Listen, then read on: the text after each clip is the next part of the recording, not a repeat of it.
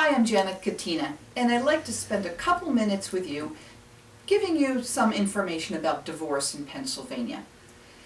Pennsylvania is primarily a no-fault divorce state, although we do have some fault-based grounds for divorce.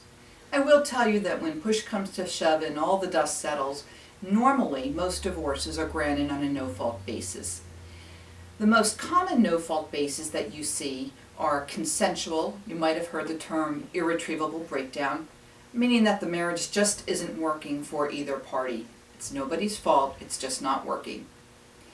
There is also a no-fault grounds based on the length that you have been separated from your spouse. In Pennsylvania, if you have been living separate and apart for 2 years, you may qualify to get a no-fault divorce on that ground. Pennsylvania still maintains some of the fault grounds, and usually the most common ones that you might see are something called indignities. That is the one that you will see most often if a fault-based divorce is used. There are other ones. You've probably heard adultery as a grounds. You really don't see that used too often in Pennsylvania anymore, but it does remain as a fault-based grounds.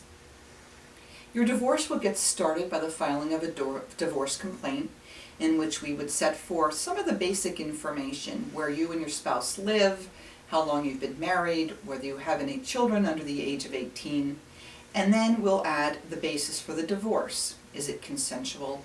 Is it irretrievable breakdown? Is it based on the fact that you've been separated for 2 years? Or is it a fault-based? Usually what happens after that is we decide whether there needs to be other related issues included in the divorce complaint. Some of those issues can include division of property, alimony, award of counsel fees or costs, child custody, and all of those can be put into the divorce complaint. One thing to be very careful about, and sometimes people just want the quick divorce, but you should be aware that if you get a quick divorce and there are marital assets, you might not have the right to go back and make claims for property or alimony or counsel fees or any of those kinds of issues if you go ahead and do the divorce only initially. I'm often asked, how quickly can I be divorced?